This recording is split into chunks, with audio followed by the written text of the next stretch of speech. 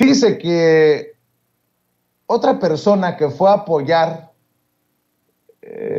o reaparece, debo de decir, a ver, déjeme plantearlo de esta manera, reaparece y sigue por el país confirmando su apoyo a la lucha contra la corrupción, es el doctor Santiago Nieto, ex titular de la Unidad de Inteligencia Financiera. De hecho, apareció en Hidalgo, en un foro anticorrupción, en donde también estuvo el candidato de Morena, Julio Menchaca. Y yo le agradezco mucho al doctor Santiago Nieto, que hoy sí haya hecho circo, maroma y teatro para estar con nosotros. Esto de las conexiones técnicas y digitales a veces nos complican la vida, pero ya está conectado en el sistema de Sin Censura.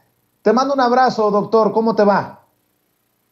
Un abrazo, estimado Vicente. Un saludo a ti, a tu auditorio. Y sí, bueno, tuvimos algunos problemas técnicos, pero ya estamos aquí contigo. Aunque eso de los problemas técnicos después de lo de Luis Donaldo Colosio se puede malinterpretar, vamos a hablar de retos, vamos a hablar de complicaciones. Oye, doctor, pues sigues con tu campaña contra la corrupción en diferentes estados. Ahí en Hidalgo, muchos medios de comunicación tradicionales sugerían que habías reaparecido para apoyar al candidato de Morena. Bueno, efectivamente, me hice presente a Pachuca en un evento que organizó la campaña del senador con licencia Julio Menchaca para precisamente abordar los temas de combate a la corrupción, a la impunidad y poder estar apoyando al candidato. ¿Qué creo que es importante? Primero que, como sabemos, uno de los esquemas más importantes del gobierno federal, del presidente López Obrador, ha sido el combate a la corrupción en diversas formas, a través de mecanismos de austeridad, a través de mecanismos de denuncia, a través del uso de la inteligencia financiera, entre otros aspectos, para poder, con mejoras administrativas, para poder controlar la corrupción.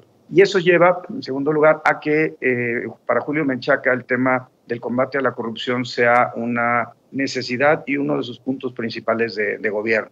Entonces, convocó a un grupo de especialistas, estuvo de diversos espacios ideológicos. Estaba lo mismo Eduardo Bojórquez de Transparencia Mexicana, que estaba también yo, y fue acompañado además por otros dos académicos de la UNAM, Julio César Bonilla, que también a su vez es el presidente del Instituto de Transparencia de la Ciudad de México, y Arely Feria, que estuvo conversando un poco sobre el tema de la generación de estas unidades de inteligencia locales.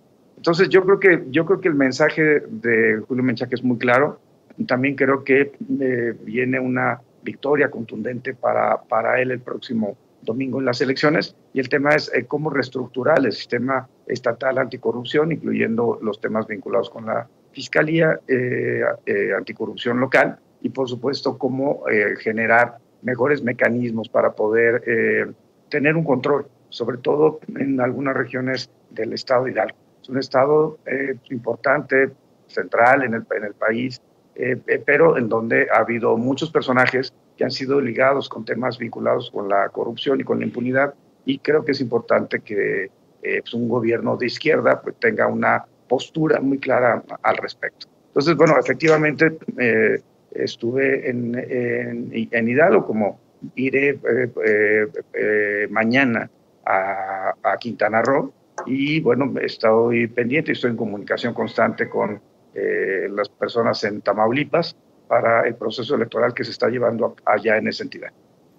¿Cómo ves el proceso en Tamaulipas, doctor? Porque no es secreto que tú le seguías la pista al señor, y fíjate que me estoy viendo muy elegante, al señor gobernador Cabeza de Vaca, Francisco García Cabeza de Vaca, y su red de corruptelas. Y todo parece indicar que el gobernador patalea, con patadas de ahogado, busca detener que se pierda el poder por parte de este grupo allá en Tamaulipas. Hay personajes extraños, turbios. ¿Qué entiendes de lo que está pasando en Tamaulipas? Y desde tu perspectiva y desde lo que sabes, ¿Cómo ha quedado el caso de Cabeza de Vaca, que sigue siendo gobernador, desaforado y hasta con orden de aprehensión, doctor? Sí, es un tema, la verdad, muy lamentable. Creo que, primero, habría que, me gustaría hacer un paréntesis. Yo creo que Morena va a ganar la mayoría de las gubernaturas, incluso podría decir 5 de 6. Hay 4 que se perfilan de manera muy clara. Y creo que ese es un primer ejercicio que habría que hacer respecto a la valoración del presidente López Obrador y también a la valoración del gobierno federal. Pese a toda la estática que existe, frente a todos los ataques que existen y frente a este mala idea de intentar polarizar al país, creo que lo que estamos viendo es que la oposición no puede, aún unido, PRI, PAN, PRD, no pueden avanzar en un discurso que establezca algo alterno a lo que Morena está planteando, a lo que el gobierno está planteando. Creo que eso es un tema que ellos tienen que reflexionarlo, porque digamos que no hay una propuesta alternativa, solamente decir no a Morena no implica tener un programa de gobierno. 2, creo que en el caso particular de Tamaulipas, recordemos de qué personaje estamos hablando. De entrada, que al candidato a gobernador le digan el truco, pues ya es algo que nos debe, y en Tamaulipas, ya es algo que nos debe preocupar como país. Lo mismo que el personaje de Cabeza de Vaca. Todos recordamos que en 1986 fue detenido en Estados Unidos. Hay una fotografía en donde él aparece con su ficha sinaléctrica por robo de armas. A ver, no estamos hablando de que entró a robar un supermercado, estaba robando armas. Ese es el gobernador actual de Tamaulipas. Y efectivamente, a lo largo de varios meses se le siguió la pista, se presentó un par de denuncias contra él por varios casos. Podemos hablar del departamento de Santa Fe, podemos hablar de las decisiones de la Auditoría Superior de la Federación sobre el Centro de Justicia para las mujeres y la unidad académica, y podemos hablar también cómo fue él utilizando cantidades importantes de dinero que se introducían en una SOFOM y de ahí servían o a diversas empresas fachada, y de ahí servían para la adquisición, sobre todo, de bienes inmuebles. Es una familia que tiene más de 14 inmuebles en Estados Unidos, sin contar los inmuebles que tienen en México, los ranchos, y bueno, todo, por supuesto que lo que ellos están jugando contra Américo Villarreal es el todo por el todo. Creo que lo que nosotros tenemos que ver es qué hizo este personaje Cabeza de Vaca. Hay muchas cosas realmente asombrosas. Y no solamente hablo por los temas de corrupción, sino también por la forma como operó el Estado. La generación de la Alianza Federalista es no una idea de Cabeza de Vaca, pero es algo que va estructurando Cabeza de Vaca pues en contra del gobierno federal. La forma como le faltó el respeto al presidente, a la entonces secretaria de Gobernación, creo que es un claro ejemplo de lo que no se debe hacer en política. Y bueno, creo que lo que estamos viendo en Tamaulipas es precisamente ese hartazgo de la sociedad tamaulipeca respecto a su gobierno. ¿Cómo se manifiesta? Pues las elecciones municipales fueron un gran termómetro, como Reynosa, Matamoros, Nuevo Laredo, Madero, etcétera, los principales municipios, quitando a Tampico, bueno, Ciudad Victoria, por supuesto, pero quitando a Tampico, todos los demás municipios con mayor densidad poblacional, con mayor incluso ingreso económico, son los que votaron en contra del PAN y de Cabeza de Vaca y terminaron dándole las presidencias municipales a Morena. Y creo que inclusive ganando en su momento la mayoría del Congreso. Después todo parece indicar que se compró a un par de legisladoras que les ha hecho poder tener una mayoría exigua.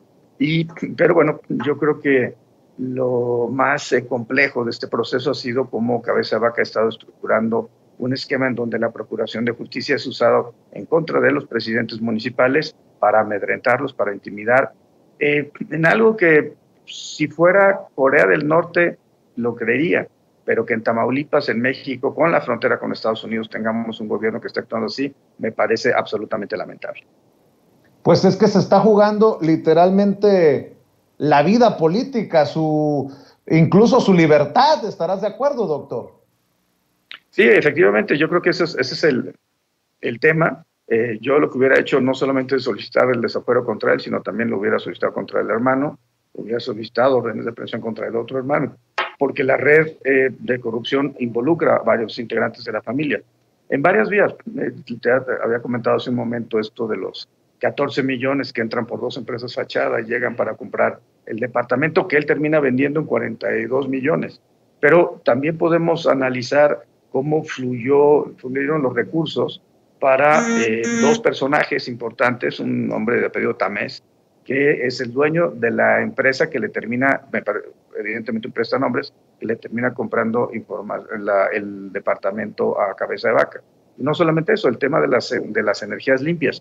Por supuesto que todos estamos a favor de las energías limpias, pero cuando las energías limpias se ponen en los campos, en los ranchos, de los prestanombres del gobernador o de sus propios ranchos, pues es cuando uno empieza a decir que realmente no es un discurso por la energía limpia, sino es un discurso por la corrupción y por la ganancia propia. Creo que todos estos elementos habría que ponerlos en consideración.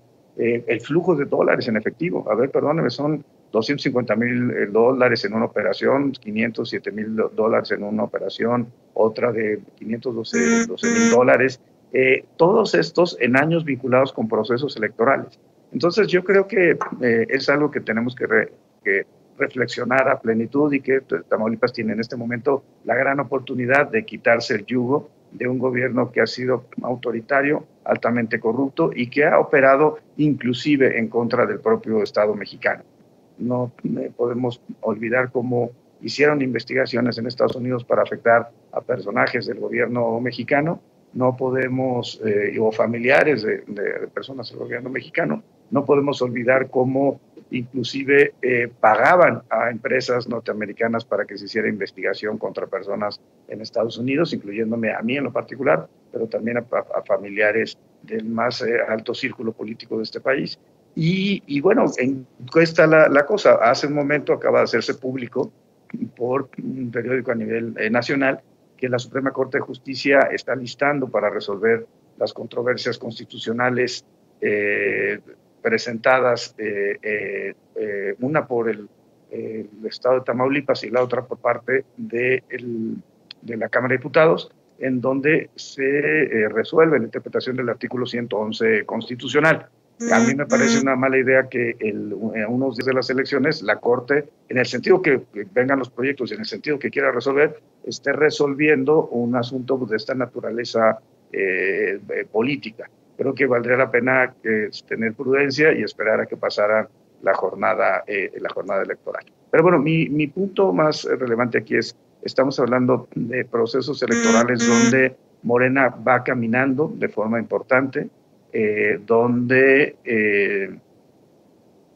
por ejemplo, Quintana Roo, me parece que va a ser un triunfo holgado por parte de Mara Lezama, también en Oaxaca es claro, en Hidalgo lo vio claro, en Tamaulipas lo vio claro, y creo que incluso, como decía hace un momento, creo que Morena puede llevarse 5 de 6 gobernaturas sin problema, y además de que Aguascalientes es un estado pues, conservador en su fuerza, en su ideología, también pues, Morena va creciendo de manera importante. Por tanto, cuando se plantea que la cuarta transformación está por terminar, la verdad es que yo no lo veo.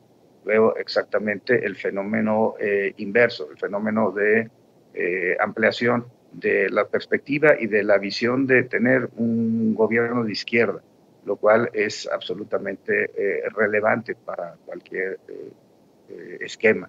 Creo que México, como sabemos, es un país con más de 60 millones de personas en pobreza y desde el general Lázaro Cárdenas no teníamos un gobierno hacia la izquierda. Entonces, creo que es importante sostener, apoyar, por supuesto, debatir para poder fortalecer al gobierno federal y con ello, fortalecer a nuestro país.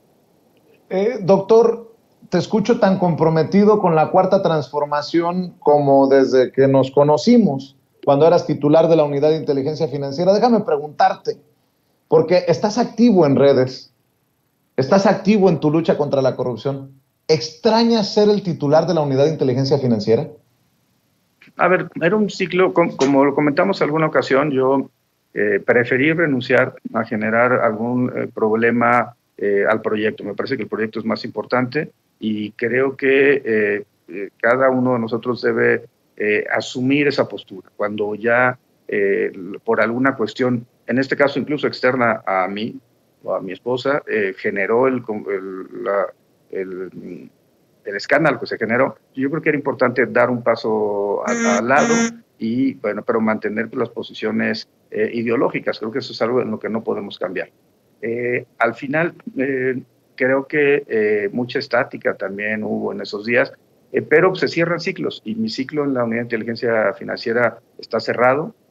Yo estoy muy agradecido con el presidente López Obrador que me haya permitido la oportunidad de haber colaborado con él durante los 3 primeros años de su gobierno y bueno, vendrán otras cosas. En este momento estoy en la academia reflexionando, leyendo mucho, escribiendo mucho. Estoy con el libro de memorias, por supuesto, pero también como encontrando temas que podrían ser importantes desarrollar en términos económicos y políticos, y por supuesto en los temas de transparencia y combate a la corrupción.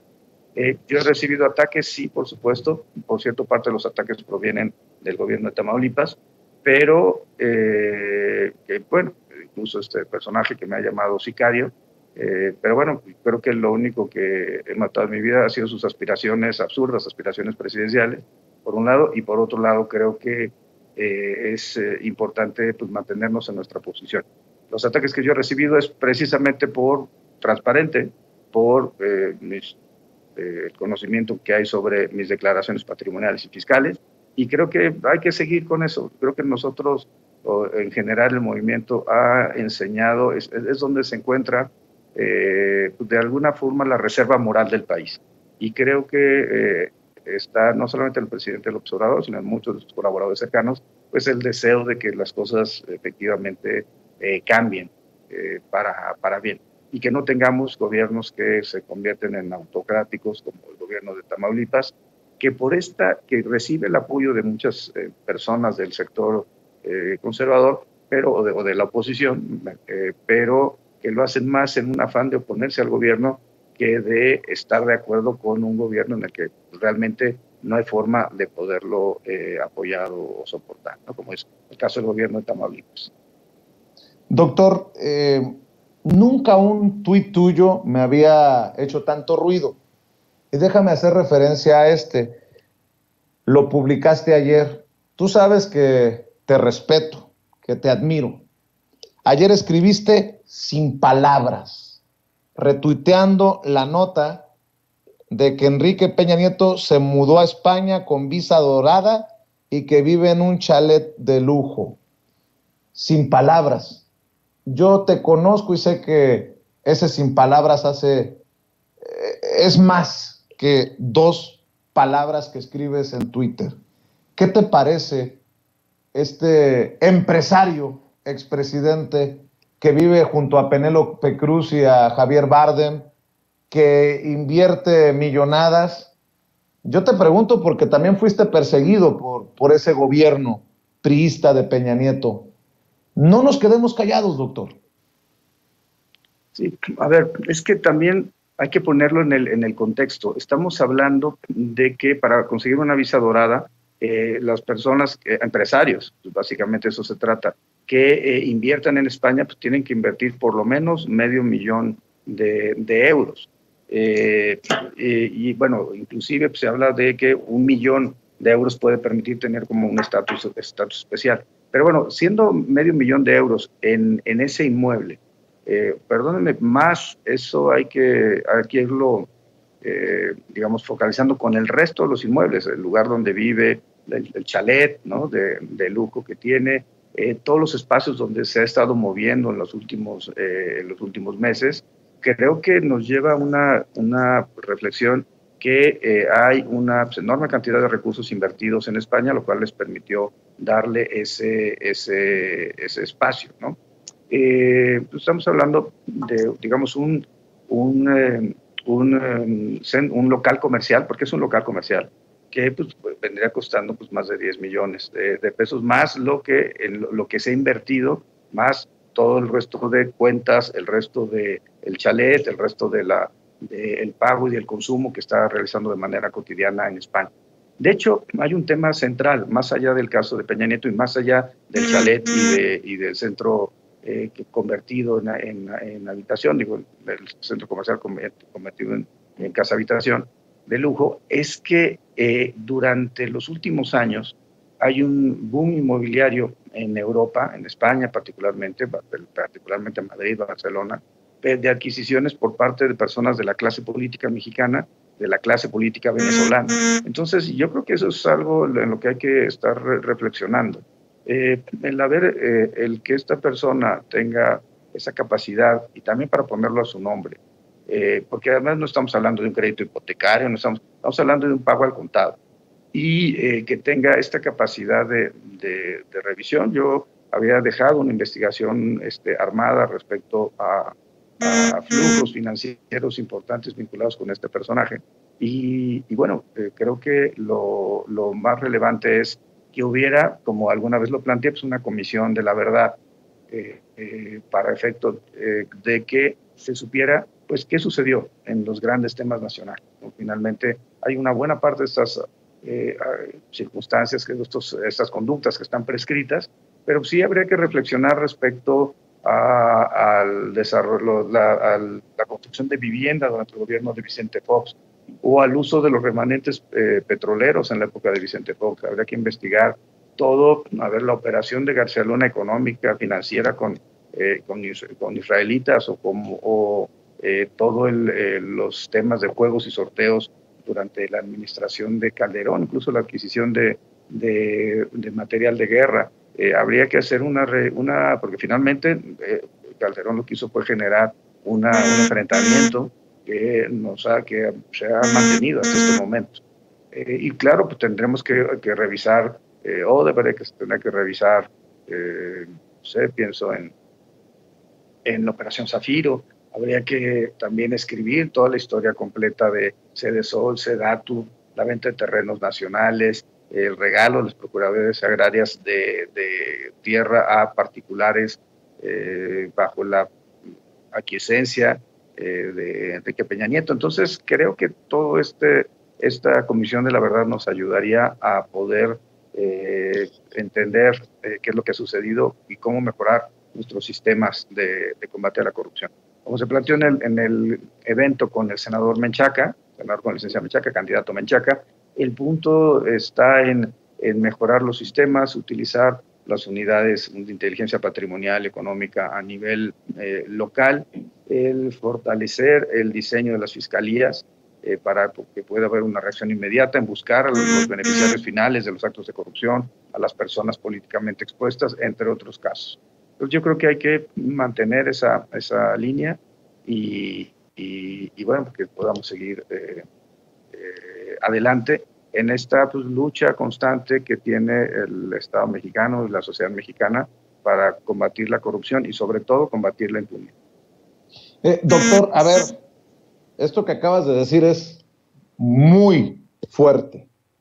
Tú dejaste armada una investigación sobre dineros que involucran a Enrique Peña Nieto cuando eras titular de la Unidad de Inteligencia Financiera. ¿Qué pasó con esa investigación? ¿Por qué no la anunciaste tú cuando eras director de la Unidad de Inteligencia Financiera? ¿Qué carambas está pasando entonces si ya había una investigación armada para que pareciera que la Fiscalía, la propia UIF, hoy en día pues no avancen en eso? No, bueno, todas las investigaciones son perfectibles. Lo que se hizo fue trabajar en varios ámbitos y ya, yo soy absolutamente respetuoso de Pablo Gómez y de las decisiones que él tome. Mi ciclo en la UIF está cerrado y de hecho yo no he salido públicamente a declarar, salvo hoy que platicamos, pero más bien vinculado con el tema de Tamaulipas respecto a cualquier actuación de la UIF. Y yo creo que lo importante es apoyar a Pablo Gómez y apoyar la política del Estado mexicano en esta materia. Porque además tenemos muchos temas internacionales que aún hay que cumplir, con Gafi, por ejemplo, pero también con la propia OSD, en donde pues la labor de las instituciones mexicanas, incluyendo la UIF, el SAT, etcétera, va a ser un espacio fundamental. Ahora, ¿qué viene? Yo creo que hay que estar muy pendientes por las elecciones de Tamaulipas, para efecto de que el gobierno de Tamaulipas no actúe de manera ilegal o arbitraria como lo ha estado haciendo en contra de los presidentes municipales. Es importante que las fiscalías estén atentas a que no se cometan delitos en estos días, porque ya cuando estamos en esta etapa del proceso electoral, lo que más se acredita es, por supuesto, presión a los electores, compra de votos, condicionamiento de programas sociales, y ya acercándonos unos días antes de las elecciones, en muchas ocasiones lo que hacen los gobiernos, y creo que esto es lo que puede estar sucediendo y hay que avisarle a la ciudadanía que esté atenta de ello, es que no les permitan que se les recojan sus credenciales de elector. Generalmente, y seguramente el gobierno de Tamaulipas estará en un proceso así, buscando recoger credenciales de elector para efecto que las personas no participen en el proceso electoral y no le den su voto a Américo Villarreal y los candidatos de Morena. Pero bueno, creo que ese es el gran tema para esta semana y bueno, creo que lo que compete a quienes estamos convencidos en que la democracia debe ser el ejercicio del poder público y que estamos convencidos de que no puede haber impunidad aunque las personas se protejan por un fuero. Debemos de seguir poniendo nuestro granito de arena para que las cosas mejoren en nuestro país. En mi caso particular, pues desde la academia, desde la reflexión teórica y bueno, pues escribiendo sobre todo lo que yo pienso que es el camino para que podamos mejorar las cosas institucionales. Espero verte pronto, doctor. Estoy de acuerdo contigo, hay que estar al pendiente y cuidar lo que ocurre en estados como Tamaulipas, pero así como tú eres muy respetuoso, yo también soy muy respetuoso y te voy a insistir con algo, porque esto sería muy relevante para nosotros y para la audiencia, las miles de personas que están en el chat.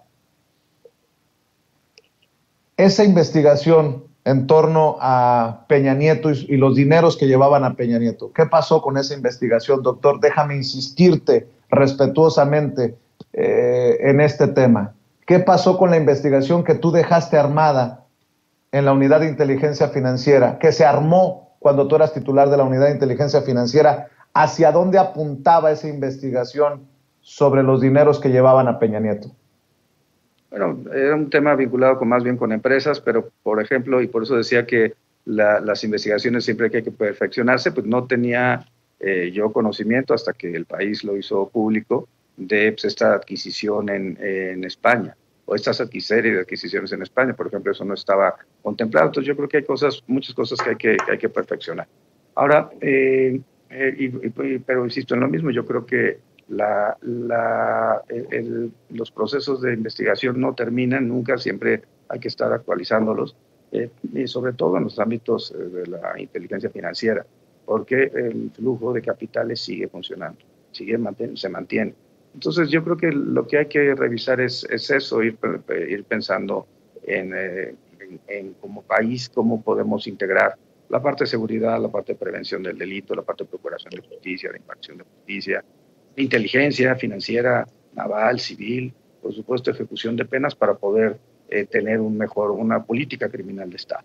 Creo que ese es el gran objetivo, siempre es perfectible y creo que tenemos que irnos encaminando hacia ahí. Por mi parte, yo insisto, mis temas ya están en el ámbito académico, estoy contento de haber podido no volver a clases porque en realidad nunca las dejé, pero poder tener pues, más tiempo para preparar, para leer, para escribir y bueno, yo espero pronto poderte dar ya la noticia de que el libro se va a imprenta. Todavía no sé cómo lo voy a poner, pero tendría que ser, no sé, Sin filias ni fobias 2 o no sé, algo que tuviera que ver con inteligencia y por supuesto Cuarta Transformación. Pues estaremos al pendiente y espero verte pronto, más allá de el momento. Espero que no sea en un restaurante en el que me vayan a romper los lentes. Ya después, ya me imagino que te enteraste en dónde me rompieron los lentes, pero te mando un abrazo, doctor, y quiero agradecer siempre tu generosidad, tu paciencia y estos detalles que tienes con la audiencia de Sin Censura. Un abrazo, Vicente, un abrazo a tu audiencia. Y sí, me pareció muy lamentable los hechos que sucedieron al sur de la Ciudad de México. Me parece que es como un reflejo de la intolerancia y es algo hacia donde no debemos caminar. Te mando un abrazo, saludos a la familia. Un abrazo, claro que sí. Gracias. El doctor Santiago Nieto, hablando con nosotros sin censura.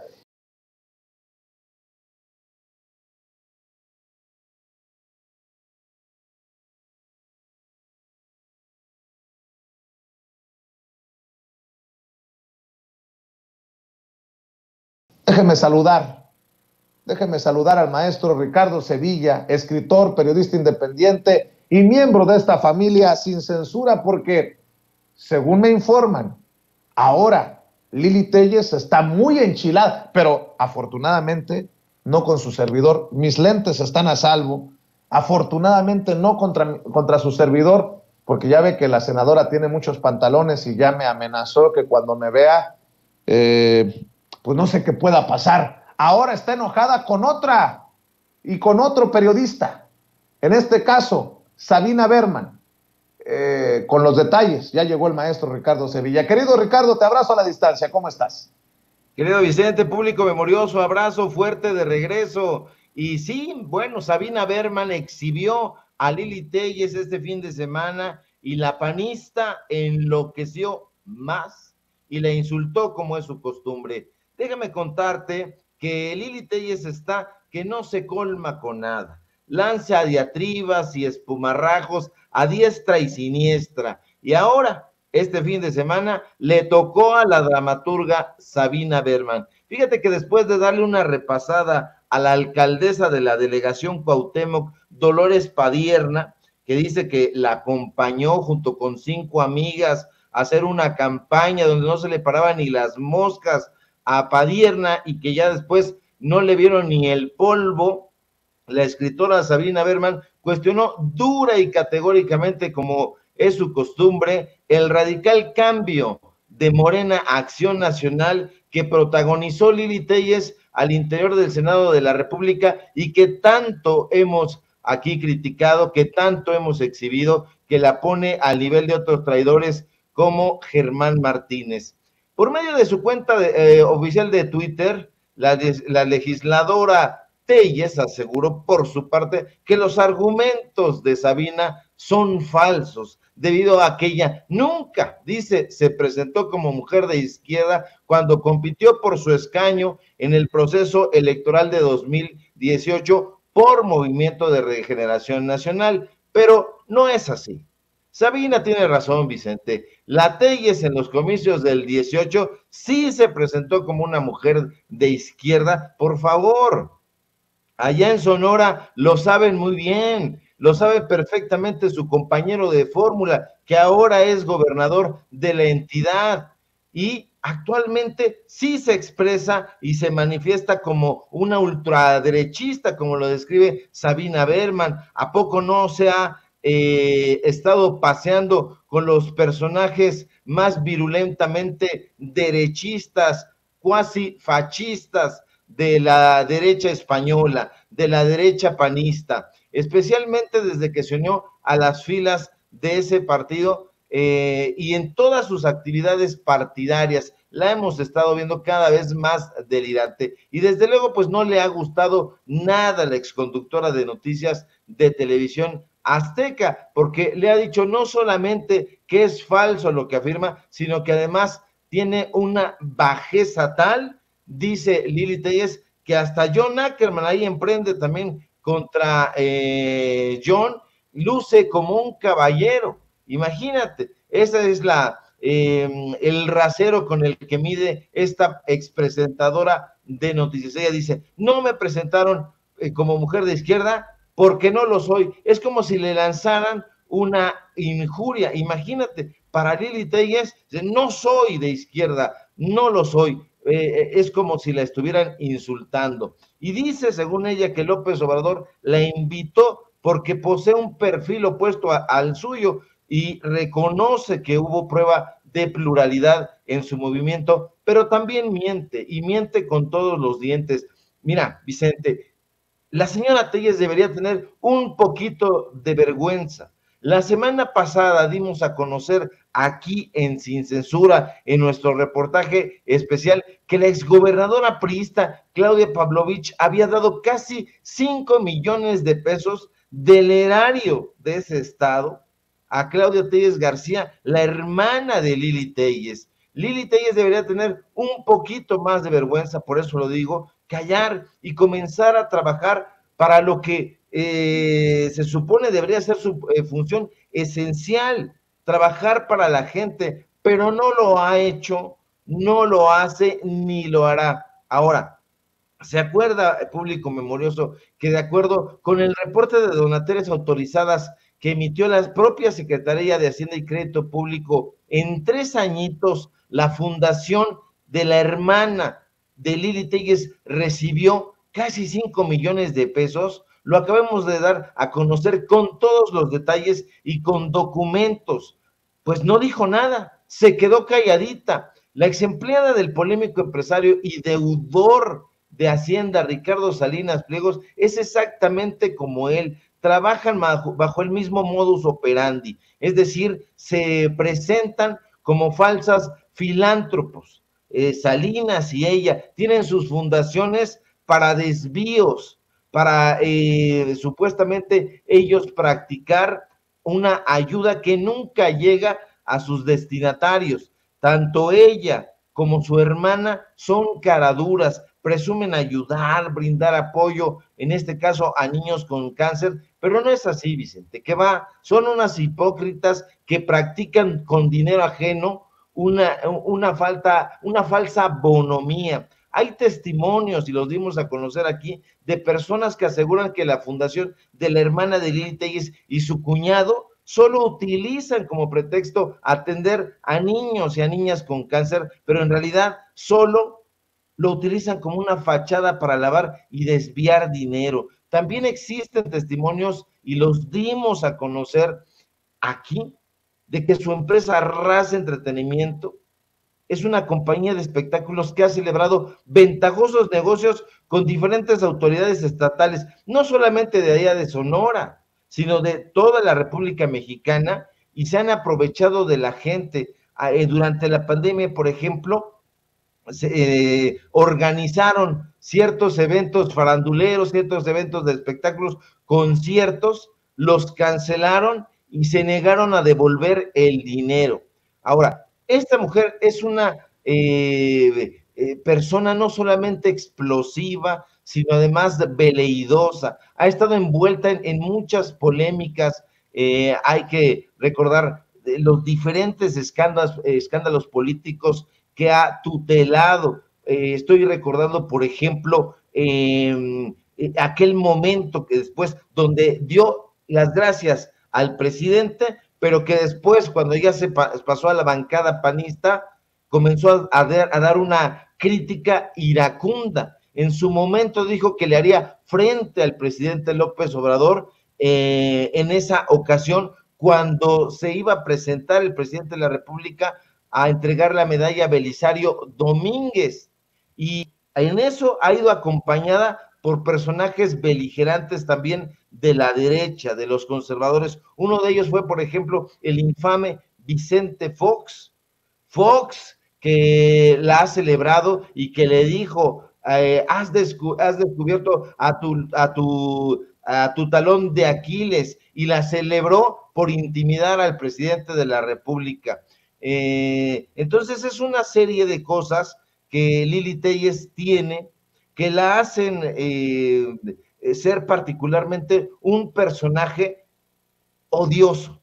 No solamente son las amenazas en contra de la crítica, las amenazas que te ha hecho, Vicente, las amenazas que le ha hecho al presidente de la República, es la poca disposición al diálogo que se supondría que debería tener un legislador. No lo tiene en absoluto. Al contrario, se ha ido radicalizando, se fue de la bancada morenista supuestamente por diferencias de criterio, pero no fue así. Le agradeció a Ricardo Monreal, parece que tiene una buena relación todavía con este personaje también polémico, y bueno, pues el Lili Téllez no tiene en ningún momento la intención de trabajar ni contra la corrupción, ni contra la desigualdad, y mucho menos contra la injusticia. Es más, no tiene ningún deseo de trabajar para la población. No es una legisladora que esté pensando en trabajar y desarrollar adecuadamente el puesto por el cual fue colocada donde está. Ahí ha llegado de la mano de un movimiento que quería un cambio, de un movimiento de izquierda, y que lo único que ha hecho es traicionarlo, pero además aprovecharse de él, porque si no fuera por Morena, ella no tendría esa curul como legisladora, no sería representante, y por cierto que es una representante vergonzante del pueblo sonorense. Se ha aprovechado una y otra vez, gracias a la curul. Por ejemplo, ella dice que ha sido amenazada, que le han tratado de intimidar, y el propio presidente de la República ha dicho, no la intimiden, o sea, cuidado y le hagan algo. Es decir, el propio presidente López Obrador, que ha recibido todas estas críticas acerbas, pues la ha salido a defender. Ahora, lo que dice Sabina Berman tiene completa razón.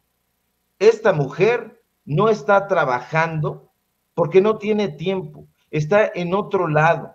Diría yo que está más ocupada dando entrevistas, lanzando diatribas, reuniéndose con la ultraderecha, tratando estérilmente de impulsar una carrera política que te soy honesto, Vicente, no creo que vaya a tener ningún futuro. Yo creo que va a tener el mismo desenlace que tuvo el tipo este que baila en el tubo, Sergio Mayer, este sujeto, o sea, porque salieron de la farándula, salieron de los reflectores, no son periodistas, no son actores políticos, no es gente humanista, no está sensibilizada con las demandas de la gente. Entonces, eso lo detecta la población y hará que ellos se estrellen ante el muro del fracaso y de la corrupción. La gente lo percibe, la gente está muy despierta, y eso lo dijo el propio presidente López Obrador hoy en la mañanera. Está muy contento porque han pasado más de 36 años para que la gente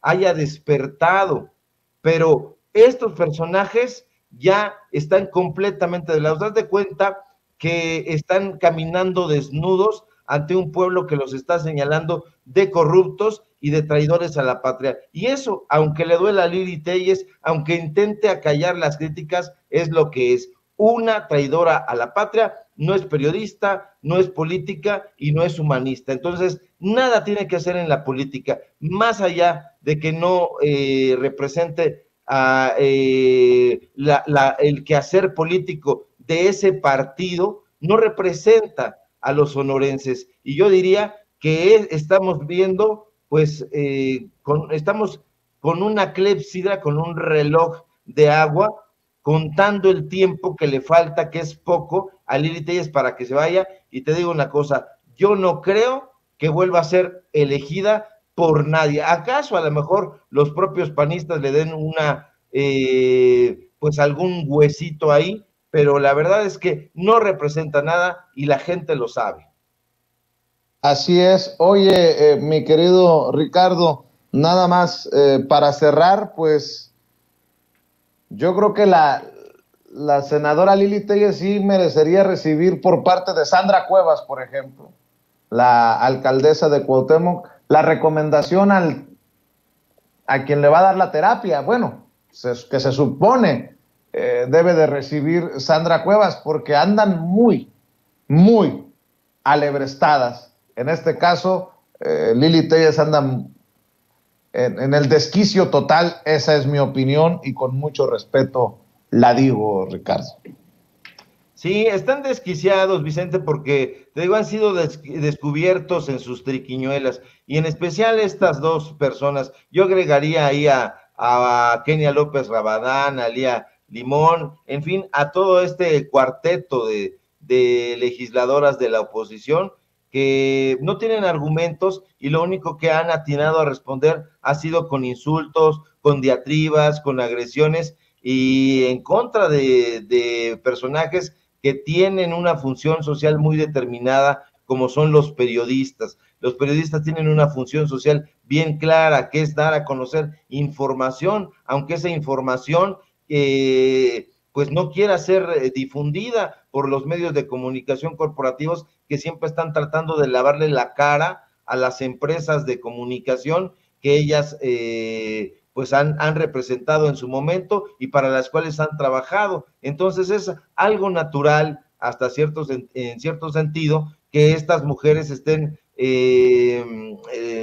respondiendo de esa manera tan enloquecida, llevando a cabo pues una besanía que no es ideal en representantes digamos del cuerpo legislativo. Entonces yo creo que la gente lo sabe muy bien, sabe que estos personajes están delirantes y no tardarán en darles alguna sanción ejemplar. Yo confío, porque todavía confío en las autoridades y estas personas no deberían estar ahí. Sandra Cuevas está siendo difundido que pues debería de recibir la sanción de parte del tribunal. No debería de estar ocupando ya desde hace mucho tiempo la alcaldía en Cuauhtémoc y sin embargo por sus calzones de marca, está ahí bien posicionada, quién sabe avalada por quién, pero estaremos muy atentos, querido Vicente, porque la gente necesita saber quiénes son estos personajes, trazarles un verdadero perfil que forma parte del Museo de Bestias Negras de la Corrupción. Mi querido Ricardo Sevilla, cerremos invitando a la gente para que te vea en tus programas de YouTube, para que te siga en Twitter, para que esté atento también la gente a tus columnas, mi querido Ricardo. Claro que sí, querido Vicente, público memorioso, síganme por favor en mis cuentas de Twitter y Facebook, en Twitter @Sevilla Crítico, en Facebook Ricardo Sevilla, así nada más. Síganme por favor en los datos duros, @LDatosDuros, así nos encuentran en Facebook y en Twitter. Y hoy tenemos informativo en punto de las 8:30 y hasta que el cuerpo aguante. Estoy escribiendo mis columnas en el diario Basta, martes y jueves. Mañana léanme por ahí en ese periódico. Y síganme, por favor, aquí en Sin Censura, en la familia Sin Censura, donde estamos participando de lunes a viernes al filo de las 11 de la mañana. Te mando un fuerte abrazo, querido Vicente, y que tengan, público memorioso, un excelente día. Si todo marcha bien, nos encontramos aquí el día de mañana. Claro que sí, te mando un abrazo, Ricardo, un abrazo al maestro Ricardo Sevilla.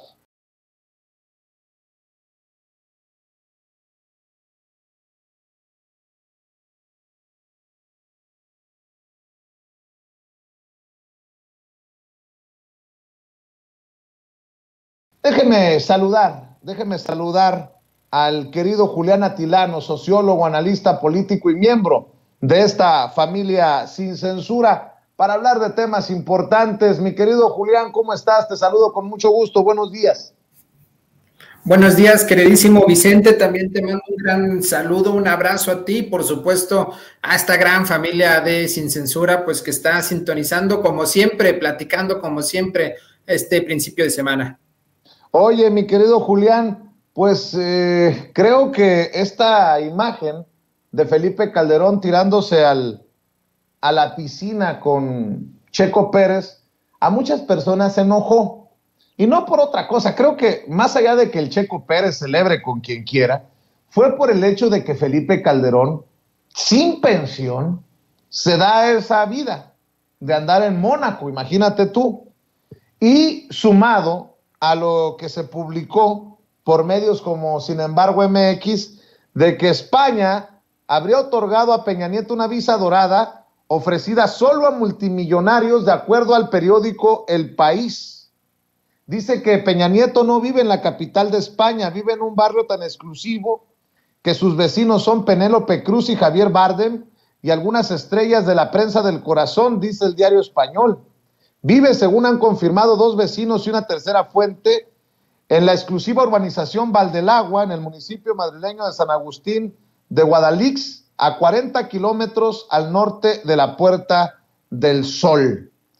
Habría recibido Peña Nieto la visa dorada, pues, un trámite que permite regularizar a los grandes inversores que destinan al menos 1 millón de euros a la adquisición de activos españoles que tienen un proyecto empresarial o que compran inmuebles por al menos 500,000 euros, algo así como 10,5 millones de pesos mexicanos, dice el periódico El País. ¿Y con qué ojos? Preguntaríamos muchos, como le preguntamos a Felipe Calderón. ¿Quién pompó el viajecito a Mónaco? ¿En dónde se hospedó Felipe Calderón? Porque me imagino que allá en Mónaco no hay nada medianamente económico, los lujos pues están a la orden del día, pero Peña Nieto recibiendo la visa dorada, de acuerdo al periódico El País, nos habla de 2 expresidentes, de los más odiados por los mexicanos, que podrían andarse dando la vida de reyes, mi querido Julián Atilano. Así es, mira, pues sabemos que el patrocinador oficial de la familia Calderón Zavala, pues es Iberdrola, ¿no? Porque evidentemente no llegaron a un hostal, no llegaron ahí a un hotel barato. Sabemos que pues es un empleado de Iberdrola y que justo pues es esta empresa española quien ha estado financiando a este señor. Pero mira, sí es bien importante esto que señalas, porque tanto Calderón como pues Peña Nieto, si te fijas y si vemos su trayectoria, pues fueron funcionarios públicos. En esa misma nota a la que hace referencia sobre Peña Nieto, pues a ver, o sea, Peña Nieto fue gobernador, fue presidente, y habrá que preguntarse si la función pública te da para poder comprar todo un piso, para poder tener propiedades en España, en una zona muy exclusiva. Habrá que ver entonces de dónde viene ese dinero, cuál es la causa, cuál es el origen de ese dinero, porque, a ver, estamos en un momento de transformación en donde la austeridad es primordial, la austeridad es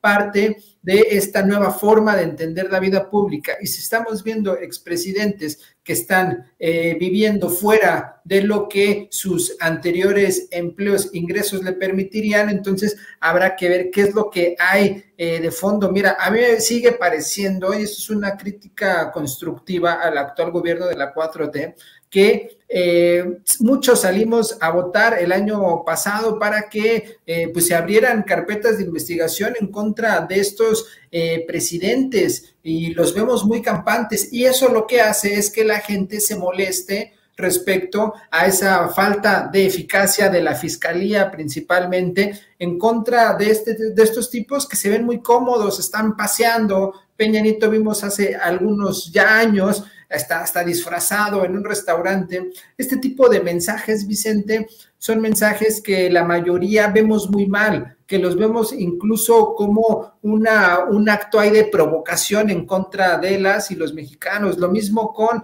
Calderón ahí en sus grandes viajes. Y a ver, aquí el punto no es que pues no salgan, no es que no salgan a comer, lo que sea, pero este tipo de imágenes pues son excesos en un momento en donde pues la austeridad tendría que estar ahí presente, y que sabemos que estos dos tipos tienen una larga cola de dinosaurio los dos, y que además están vinculados a esquemas de corrupción, la Casa Blanca, o cuestiones más lamentables como pues lo de Ayotzinapa, en donde pues definitivamente estuvo vinculado Peña Nieto, ¿no? Entonces, este tipo de acciones son mensajes que se leen mal. Y pues más allá de lo que hagan, me parece que la fiscalía tendría que estar muy atento a lo que están haciendo estos personajes, porque tienen mucho que pagar, y mientras no haya justicia, mientras no haya carpetas de investigación en donde a estos dos tipos se les esté acusando, se les esté juzgando, pues lo van a seguir haciendo, Vicente. Yo le recomiendo al fiscal general de la República, Alejandro Gertz Manero, el libro de nuestro querido amigo, compañero, maestro Jesús Lemus, perseguido en tiempos de Calderón, quien se aventó algunos años en el bote en Puente Grande debido a la persecución de Calderón y de García Luna, que se eche uno de sus más recientes libros, Jaque a Peña Nieto y su imperio de corrupción. Oye, no puede ser posible, no puede ser posible. Es lo surrealista de este país, mi querido Julián Atilano, con mucho respeto, con mucho cariño y hasta con mucho dolor lo digo, que todo mundo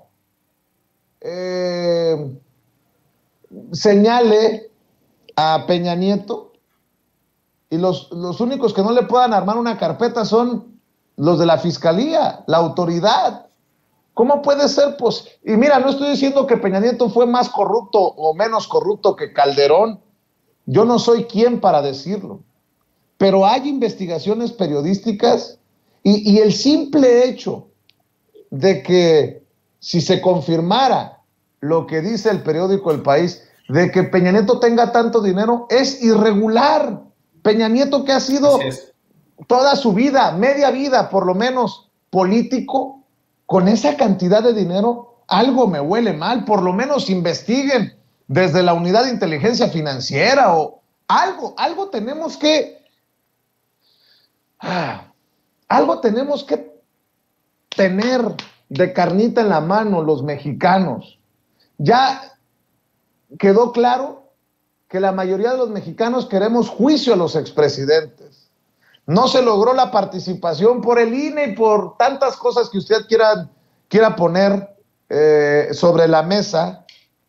No se logró la participación para que fuera vinculante la consulta popular, pero no me queda la mínima duda, mi querido Julián, de que la gente, de que el mexicano quiere que se le investigue por lo menos a esta gentuza.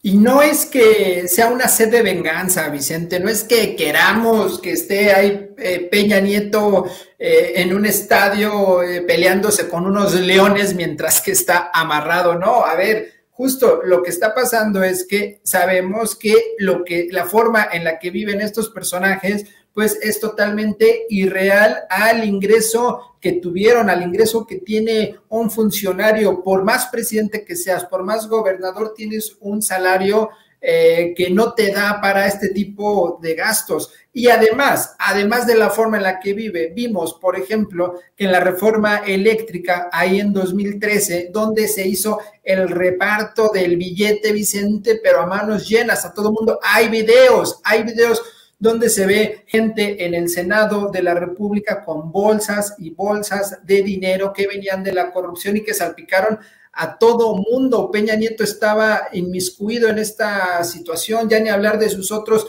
negocios con ciertos empresarios de la construcción. Y pues la gente lo sabe, y si ve que no están persiguiéndolos, pues lo que van a pensar no solo es que pues estos personajes tienen cierta impunidad, sino incluso hasta que hay un acuerdo. Cuando fue la campaña de 2018, Vicente, seguramente te acordarás, el PAN comenzó a decir que ya había pactado López Obrador con Peña Nieto. Sabemos que no es así, sabemos que no hay un pacto. Sin embargo, si no se le persigue a estos personajes, pues este relato que se construyó desde el PAN, pues no se cae, sigue Vicente, o al menos habrá ciertas personas que han de decir, pues es que lo está cuidando, no sé, el fiscal, el presidente, quien sea. Entonces, se debe actuar de forma, pues vía jurídica, en el marco de la ley, y que se persiga a estos personajes, porque si no, siempre va a ser el mismo cuento. Tiene que haber un momento de cambio, en este momento de transformación, en donde por primera vez se le juzgue a un expresidente. Estos señores son unos ratas, Vicente. El robo que hizo Peña Nieto fue escandaloso. Entonces tenemos dos presidentes, sí, tranzas, Uno que básicamente convirtió en un gran lago de sangre al país y el otro que lo terminó de saquear, ¿no? Es un régimen, fue un régimen neoliberal desde la época de Ernesto Zedillo, Carlos Salinas, hasta Enrique Peña Nieto, en donde saquearon, y ahí están muy campantes, y no podemos permitir que sigan riéndose de la sociedad mexicana. Definitivamente, mi querido Julián Atilano, no podemos permitirlo. Como, si me permites, no podemos permitir tampoco un fraude electoral en estas elecciones que se definen el próximo domingo 5 de junio. Hay mucho en juego y creo que antes de hablar de Zedillo, quiero preguntarte tu opinión, porque yo sé que las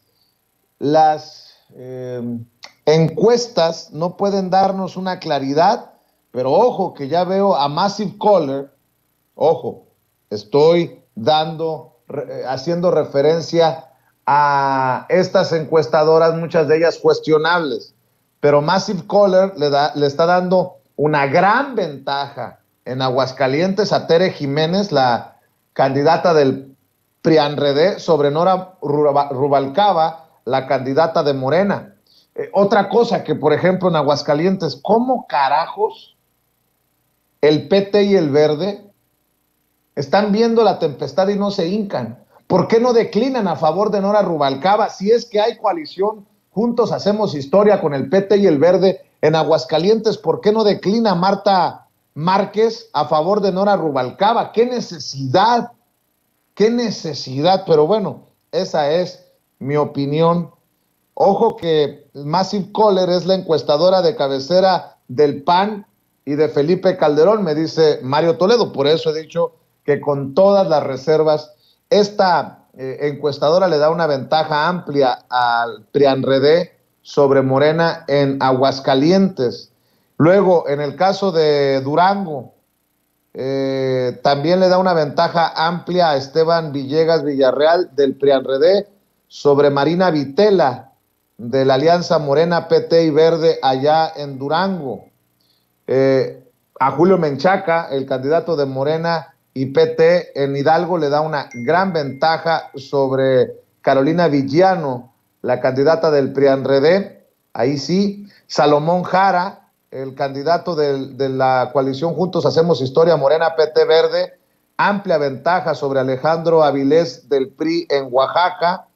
A María Lezama, una amplia ventaja sobre Laura Fernández, la candidata del PRIAN o del PAN-RD allá en Quintana Roo, y a Américo Villarreal una amplia ventaja sobre el Truco Verástegui en Tamaulipas. Por eso digo, hay que tener cuidado, porque el Universal, si recuerdo bien, vi por ahí algo, el Universal le daba solamente 2 victorias a Morena en este próximo proceso electoral, y creo que lo peor que nos puede pasar es que nos confundan, que nos jueguen el dedo en la boca, porque eso abre la puerta, la posibilidad a que se hagan trácalas, cochinero en los diferentes estados en los que se define gobernador o gobernadora este 5 de junio, querido Julián.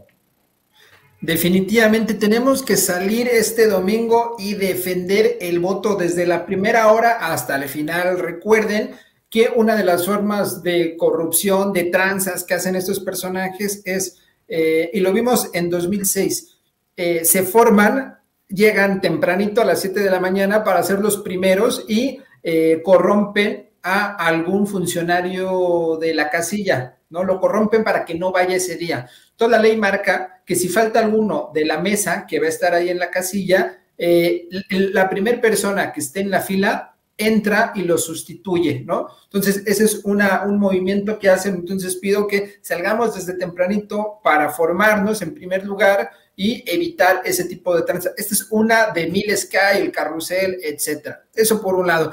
Y por otro lado, respecto a los resultados, mira, hay muchos pronósticos respecto a las posibilidades de triunfo. Y mira, voy a hacer honesto, porque he estado revisando todas las encuestas y también buscar los puntos medios. Sí o sí, 4 se ganan, eso ya lo sabemos. Quintana Roo, Oaxaca, Hidalgo, Tamaulipas, y no solo se ganan, se van a ganar 2-1 prácticamente, o sea, el triunfo va a ser aplastante. Hay algo aquí interesante en las dos que restan, que es Durango y Aguascalientes. Una, que recuerda que Marco Cortés señaló que la única que iban a ganar era Aguascalientes, pero en Aguascalientes ya se está cerrando y muchas encuestas ya están señalando que Morena ya rebasó, que la candidata de Morena ya va en primer lugar. Hay una tendencia al alza. Entonces, lo voy a decir de esta manera, si Morena gana estas 4 que dije y Aguascalientes, va a ser un gran éxito. Hay que cuidar mucho la elección de Aguascalientes porque esa va a ser la que realmente va a construir el sentido de la victoria del resultado. Si Morena gana ahí, es bien importante Aguascalientes. 1, porque a diferencia de las que acabo de decir, no se preveía que Morena la podía ganar. 2, porque sería en la entrada de la 4T a la zona del Bajío Occidente y abriría la puerta a otros estados como Guanajuato, como el mismo Jalisco, en donde la 4T no entra, y que sí tiene que ver, por un lado, en el caso de Jalisco, por una cuestión de que hace falta construir partido, pero también por la cultura política. Recordemos que es toda esa zona, es la zona cristera, es una zona muy conservadora, y está ideario progresista, por el bien de todos, primero los pobres, pues no gusta mucho. Entonces, entrar a Aguascalientes sería meter el pie en una zona muy complicadísima para la 4T. Y lo saben bien los panistas y toda la oposición que están abocándose, ya se están enfocando en Aguascalientes. Parecería a veces que ya han olvidado todas las demás gubernaturas y el objetivo es hay que salvar Aguascalientes para la visión panista conservadora. Entonces, si se gana Aguascalientes, ¿qué es lo que parece? Ya desde hace varios días, incluso semanas, ya la candidata de Morena ya va arriba en las encuestas, va a ser un gran triunfo. Entonces, muy posiblemente se van a ganar 5, y Durango todavía ahí está en tensión. Pero sí es bien importante que salgamos a votar, que cuidemos las casillas y que no demos por sentados ningún triunfo ni ninguna derrota, porque como bien dijiste, decir que se va a perder alguna gubernatura, lo que promueve es que haya fraude. Es decir, si empezamos a decir, es que se va a perder Aguascalientes, y si hay fraude, pues va a ser muy coincidente con la idea previa de que se va a perder Aguascalientes. Pero si decimos que vamos a ganar Aguascalientes porque hay información real, porque hay una buena candidata, porque hay una movilización bien importante, si nos quieren hacer fraude, pues no lo van a ganar en la mesa. Como dicen aquella frase, Vicente, lo que no ganaron en las urnas, no lo van a ganar en la mesa. Entonces, cuidemos mucho las urnas y es posible que se ganen, que incluso se lleguen a ganar 6, ¿no? Si a mí me preguntas cuántas, yo diría 5 y en veremos Durango, Vicente, pero es tendencia a favor de Morena. ¿Y esto qué significa? Pues significa ya el descalabro, por supuesto, del PRI, el descalabro del PAN, la victoria territorial del proyecto transformador. Incluso, Vicente, hace algunos días los empresarios, los que realmente tienen billete, dijeron 2024 lo gana Morena. Todo lo demás es puro humo, Vicente, todo lo demás es puro rollo, pero no hay que confiarnos, hay que estar apoyando y sobre todo cuidar las urnas, evitar el fraude y quienes nos estén escuchando de Aguascalientes, por favor, salgan a votar, inviten a sus familiares para ganar. Es bien importante que se gane Aguascalientes, les digo, es la puerta de entrada a todo el Bajío Occidente y además, pues es la puerta de entrada a la transformación y ya evitar el saqueo y el robo de estos estados. Así es, mi querido Julián. Oye, una pregunta. ¿Es tan difícil lo que propone el presidente, cristalizar uno de los sueños del presidente, o de plano imposible? Porque fue el presidente el que dijo que estaba procurando restablecer alrededor de 2.700 kilómetros del sistema de trenes para pasajeros en el sureste, centro y norte de México, esta red que surgió en el siglo XIX y el siglo XX, pero aseguró fue acabado o acabada por la corrupción de los tecnócratas en los 90, por lo que propuso llegar a acuerdos con las empresas concesionadas, particularmente las dominantes en ferrocarriles de carga, Grupo México y Kansas City Southern. Te pregunto, ¿cómo ves tú esta situación? ¿Se puede o no se puede? Entendiendo que desde Zedillo se cedieron las vías férreas y ojalá, yo nada más me imagino la posibilidad de viajar en tren a lo largo y ancho del país. ¿Cómo ves tú esta situación, mi querido Julián? En primer lugar, Vicente, sería maravilloso. Imagínate viajar tenemos grandes paisajes en México, imagínate hacerlo en tren. Y en segundo lugar, por supuesto que es posible. Es posible en primer lugar porque existe ya las rutas, Vicente, no es que van a empezar a abrir brecha y meter, o sea, es muy posible. El único impedimento que hay en la actualidad es el tema de las concesiones. Había antes trenes para pasajeros, trenes turísticos. Quienes nos están escuchando, pregunto, ¿cuántos de ustedes viajaron en tren? Mis padres viajaron en tren, familiares viajaron en tren, y era una experiencia maravillosa. Ya después empezó a complicar porque justo empezaron a hacer lo mismo que hicieron con todas las paraestatales, reventarlas para que la gente dijera, ¿qué cochinero es esto?, como sucedió con Teléfonos de México, y entonces se pudiera privatizar. Entonces pasamos de unas vías de tren, un sistema ferroviario de turismo, a algo meramente de carga, que lo hizo Ernesto Zedillo, que ahora trabaja para estos personajes y que pues ya lo dinamitó. Quedan algunos pocos, el Chepel, de Tequila, Jalisco, etcétera. Entonces, si se modifican las concesiones, Vicente, si se replantean, si se sienta ahí desde la Secretaría de Comunicaciones y Transportes a ver el escenario actual y cómo están las concesiones, se puede cambiar. Y no es que pasemos del tren de carga como está ahora al tren turístico, se puede, y ya lo han dicho en las mañaneras y en distintos espacios, se pueden combinar. Y algo muy importante, porque luego he visto que parece que está esta idea, no es una cuestión de vamos a regresar al siglo XIX, no es una idea de nostalgia, es, por un lado, reducir la huella de carbón, que pues obviamente existe a partir de la movilidad terrestre vía autobuses o avión, y por otro lado, a ver, no es que van a entrar trenes como los del siglo XIX, como los del siglo XX, van a entrar trenes como en la ruta del Tren Maya, trenes eléctricos, trenes muy modernos, como existe, por ejemplo, en Europa, que la vía en muchos de estos países es vía tren. Eso sería la nueva dinámica. Es decir, no es que vamos a pasar del autobús o del avión al tren y nos vamos a tardar 15 horas en viajar de Guadalajara a Ciudad de México, sino que la idea es utilizar trenes modernos para que sea un tiempo pues mucho menor, porque van a ser trenes eléctricos, trenes modernos que alcanzan velocidades pues superiores a las de los vehículos, ¿no? Entonces, esta es la lógica y me parece que tendríamos que impulsarla. Dice el presidente que se lo va a dejar a las próximas generaciones, a quien quede de presidenta o presidente. Ojalá que así sea, porque además lo que haría este nuevo sistema es detonaría el turismo, la economía y muchos de estos pueblos que quedaron abandonados cuando se empezó a desarticular el tren, articularía a todo el país y yo creo que sería un gran proyecto, pero sin duda se puede hacer, Vicente, solamente hay que revisar las concesiones para nuevamente transitar a esta forma de movilidad que es a partir del tren eléctrico, porque repito, los caminos ya están. Ojalá, mi querido Julián Atilano. ¿Por qué no cerramos invitando a la gente para que te siga en redes sociales y para que vea el programa que diriges, mi querido Julián?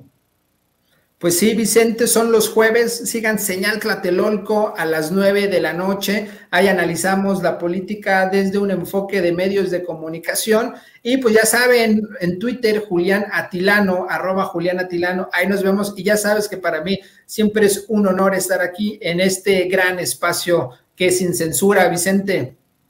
Te mando un abrazo, gracias a Julián Atilano, sociólogo, analista y miembro de esta familia Sin Censura. Amigos, amigas, regresamos en breve, pero mientras seguimos hablando sin pelos en la lengua, sin censura, usted puede suscribirse a nuestros 3 principales canales en YouTube. Sin Censura Media, en donde tenemos más de 1.600.000 suscriptores, Sin Censura TV, en donde tenemos más de 1 millón de suscriptores, y en Sin Censura Presenta, en donde queremos llegar muy pronto a los 100,000 suscriptores. Si usted ya está inscrito en Sin Censura Media, suscríbase en Sin Censura TV. Si ya está suscrito en Sin Censura TV y Sin Censura Media, suscríbase a Sin Censura Presenta. Recuerde que es gratis, no tiene que sacar un solo centavo de su bolsillo para apoyarnos. Dele clic en la campanita para que los señores y señoras de YouTube envíen las notificaciones cuando estemos transmitiendo en vivo y en directo o estemos subiendo videos. También nos puede seguir en Twitter en @Vicente Serrano y hasta en Instagram. Ojo, también estamos en Instagram. Son nuestras redes sociales y con el apoyo de ustedes seguimos creciendo, porque con ustedes todo, sin ustedes nada.